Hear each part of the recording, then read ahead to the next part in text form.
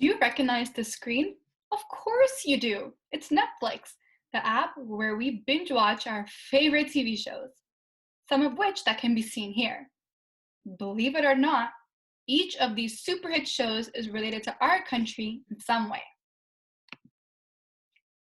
Netflix's corporate office in Canada. After successfully operating 21 corporate offices around the world, the multi-million-dollar subscription-based streaming service, Netflix, is set to open its first corporate office in Canada. Although the location has not been officially disclosed yet, it is anticipated that it will open in the city of Toronto. The motive behind initiating a new office is to expand content creation by converging with Canadian creators, such as actors, directors, producers, and animators, to produce revenue-generating films, TV shows, and documentaries that would be available on Netflix to the world. This information is important for Netflix's competitors, who will want to try to attract more customers to their own businesses. And this information is also vital to businesses that want to work with Netflix to earn revenue. For example, advertising companies, printing companies, stationery suppliers, and more. The major stakeholders consist of Netflix Incorporation, Canadian content creators and business personnel, the Canadian federal government, and customers of Netflix. How will Netflix be impacted? In 2019 alone, Netflix generated $780 million worth of revenue from Canada. They have received phenomenal feedback on Canadian content from viewers. For example, the Toronto shot Firefly Lane, which has been topping charts, and Never Have I Ever, a Netflix production starring a Canadian actress, which became viral overnight. With a great demand from Canadian customers and a demand for Canadian content, this new office is anticipated to impact the company's profits greatly. How the job market will be impacted. A new corporate office will expand the city's job market extensively.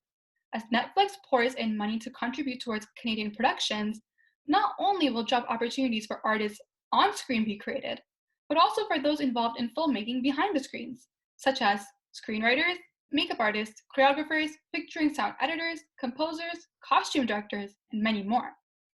From a business perspective, a new corporate office would require experts in the field to work for the company.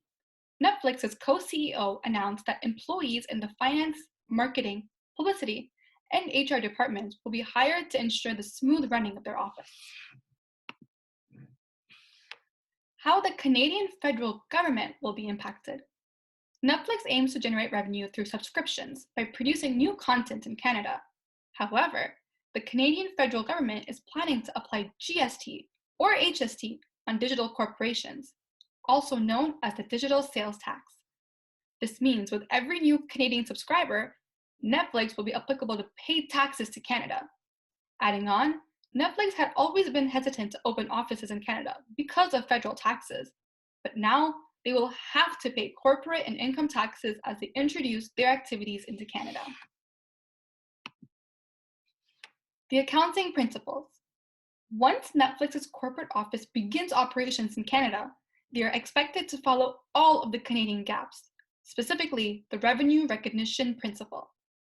Netflix will record revenue at the time a transaction occurs. Revenue will be recognized with each new subscriber buying streaming service, and not necessarily when that subscriber watches a specific Canadian Netflix production. The government's financial statements. The government's financial statements would be affected the most by Netflix's new corporate office. As Netflix puts more Canadians to work, the government will collect higher income taxes on payroll. Goods and service tax and harmonized sales tax revenues are also anticipated to be generated through the digital service tax on multinational companies, which includes Netflix. Revenues could accumulate to up to $1.2 billion by 2025 from such taxes, which was outlined on a fiscal update shared by the federal government in 2020. Corporate tax from the office itself would also be collected. Such revenues will be reflected on the federal government's Statement of Operations and Accumulated Deficit, also known as their income statement, which can be found in their annual financial reports. My opinion on the outcome and how this office can be used in the future. In my opinion, Netflix's decision has many positive implications for Canada and its future in filmmaking. Firstly, the new Netflix corporate office will benefit our economy and promote jobs within our community. Secondly, Netflix is a streaming service known worldwide, and if they produce more Canadian content, we can be recognized by other international companies who would want to invest in Canadian filmmaking. Thirdly, and lastly, during the tough times of COVID-19, where people are struggling to earn an income, especially the artists who make money through shows and gatherings, this new office is the perfect opportunity for our communities to be at work and support themselves financially. The following are my APA citations, and thank you so much.